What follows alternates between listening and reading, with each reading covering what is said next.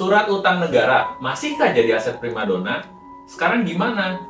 Banyak investor dulu percaya beli SBN atau surat berharga negara pasti aman, pasti cuan. Tapi kini pasar obligasi dunia sedang berguncang. Dari Jepang sampai Amerika, yield naik, harga jatuh, dan investor sebagian jadi ragu. Jadi pertanyaannya, apakah sekarang waktu yang tepat untuk beli SBN atau justru saatnya menunggu?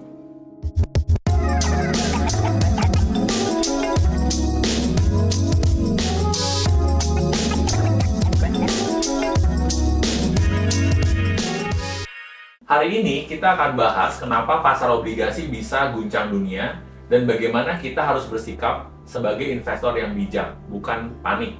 Dalam beberapa bulan lalu, pemerintah Jepang gagal menarik minat investor pada lelang obligasi tenor panjang di Japanese Government Bonds. Artinya, permintaan rendah dan pemerintah Jepang terpaksa menawarkan bunga lebih tinggi supaya ada yang mau beli obligasi negara mereka. Jepang adalah salah satu pemegang terbesar surat utang Amerika Serikat. Ada lebih dari 1 triliun dolar.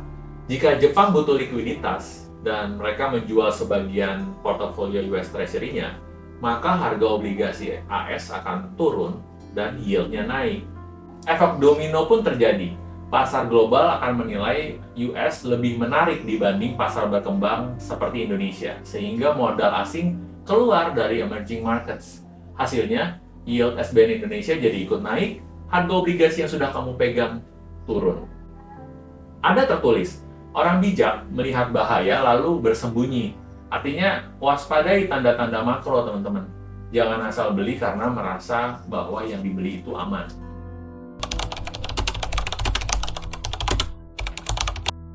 Di dalam negeri, yield SBN 10 tahun sudah naik ke kisaran 7,4 sampai 7,6%, tertinggi sejak 2023. Pemerintah masih bisa menarik dana lewat lelang, tapi investor kini meminta imbal hasil yang lebih besar untuk menanggung risiko inflasi dan defisit.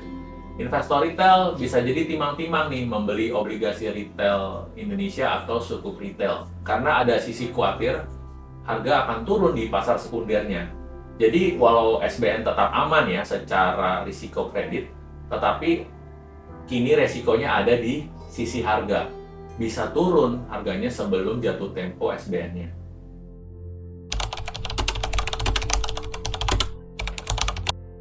Kalau kamu beli di pasar perdana, misalnya obligasi retail Indonesia atau sukuk retail pada saat penawaran resmi, lalu kamu pegang sampai jatuh tempo, kamu aman dari fluktuasi harga dan dapat kuponnya secara rutin.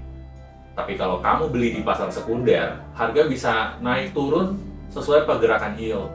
Jadi kalau kamu jadi investor jangka pendek nih, kamu harus ekstra hati-hati.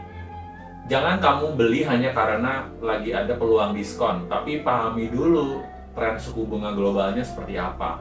Selain SBN, ada juga obligasi korporasi BUMN seperti PLN, Telkom, atau Dana Reksa yang menawarkan yield di kisaran 8-10%. Keuntungannya apa?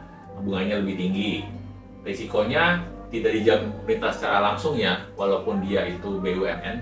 Likuiditasnya juga lebih rendah di pasar sekunder. Tapi bagi investor yang paham analisis kredit, ini bisa jadi peluang jangka menengah. Bahkan kini muncul loh instrumen seperti obligasi Danantara yang berfokus pada pembiayaan proyek strategis berlandaskan impact investing yang memberi imbal hasil sekaligus tambahan nilai sosial.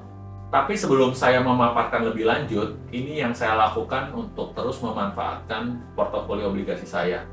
Karena itu untuk kamu yang ingin membangun posisi investasi di obligasi atau surat utang seperti kami, kamu dapat menggunakan sejumlah aplikasi yang jadi mitra distribusi resmi yang ditunjuk oleh pemerintah dan diawasi oleh OJK. Aplikasi yang populer dan banyak digunakan saat ini termasuk aplikasi perbankan, sekuritas, dan fintech.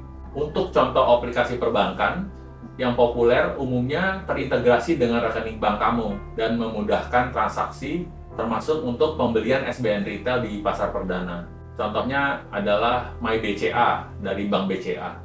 Melalui fitur Welma di aplikasi MyBCA, nasabah dapat membeli obligasi retail dengan mudah. Brimo dari Bank BRI juga menyediakan fitur untuk pembelian SBN retail. Livin by Bank Mandiri. Itu memiliki fitur live-in investasi yang memungkinkan pemesanan dan pembelian SBN retail secara langsung. OCBC Mobile dari Bank OCBC NISP memungkinkan pendaftaran Single Investor Identification atau SID dan pembelian SBN langsung di aplikasi. M2U ID App punya Maybank Indonesia menawarkan berbagai jenis SBN di dalam apps, baik di pasar perdana maupun sekunder. Kemudian teman-teman ada aplikasi sekuritas. Aplikasi sekuritas cocok jika kamu juga tertarik untuk berinvestasi saham dan instrumen pasar modal lainnya.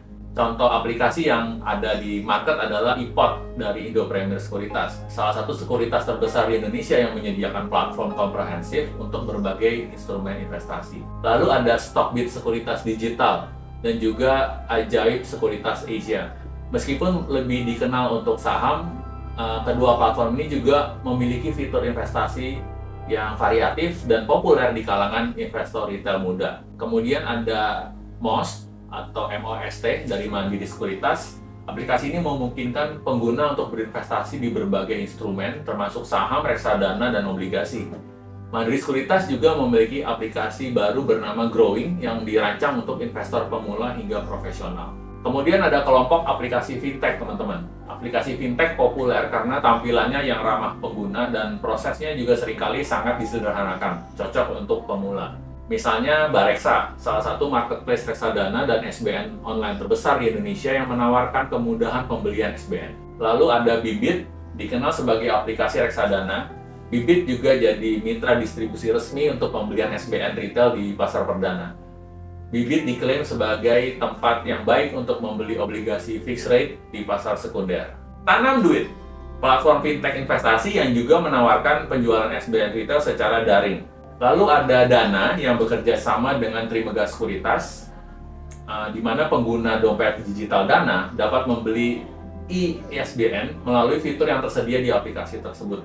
By the way, mereka itu tadi bukan sponsor segmen hari ini ya. Dan aplikasi mereka juga sudah digunakan masyarakat cukup lama dan kami termasuk yang menggunakan dan memanfaatkannya. Semua opini di sini adalah dari kami dan tidak dipengaruhi oleh mereka. Jadi jika kamu tertarik, klik tautan di deskripsi atau kunjungi website mereka. Dan sekarang, mari kita kembali ke topik kita hari ini.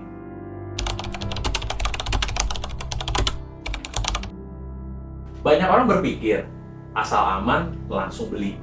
Tapi ada tertulis, siapa yang mau mendirikan menara, tidak duduk dahulu menghitung biayanya? Prinsip ini relevan. Jangan fear of missing out, masuk ke obligasi saat yield masih berpotensi naik. Ada juga tertulis, untuk segala sesuatu ada waktunya. Artinya, ada waktu membeli, ada waktu menunggu. Investor bijak tahu bedanya. Kisah tentang perumpamaan talenta mengajarkan bahwa tujuan investasi bukan mengejar sensasi, tetapi menjadi penata layan yang setia atas berkat atau kepercayaan yang Tuhan berikan bagi kita.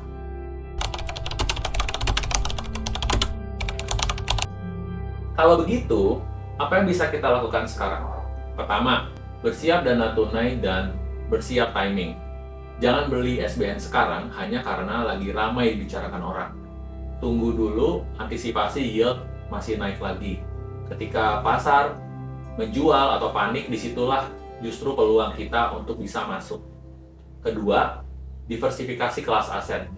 Kamu bisa campur bauran investasi dengan SBN dan juga emas dan saham defensif yang sebelumnya kamu miliki agar portofoliomu stabil. Yang ketiga, coba deh kamu pertimbangkan instrumen yang berbeda. Jadi untuk kelas aset obligasi saja, selain SBN, kamu bisa lihat sukuk retail, surat berharga syariah negara, obligasi retail Indonesia, dan bahkan obligasi tematik seperti yang ditawarkan oleh BUMN atau Danantara. Setiap instrumen teman-teman punya peran, tinggal sesuaikan dengan tujuan dan tenor investasi kamu. Pasar obligasi global sedang meriang. Jepang, AS, dan Indonesia semua sedang menyesuaikan diri. Jadi, sekarang belum tentu waktu terbaik untuk beli surat utang negara. Nanti, waktunya akan datang kok.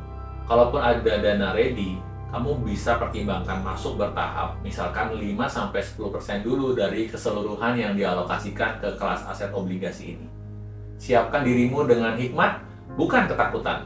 Karena dalam dunia investasi, yang sabar dan bijak itu yang menang. Share video ini ke siapapun yang tertarik investasi ke obligasi negara, dan coba komen di bawah ya, obligasi negara mana yang menurut kamu punya peluang bagus saat ini. Sampai jumpa di video selanjutnya. Ingatlah selalu untuk multiply your talent, magnify your impact.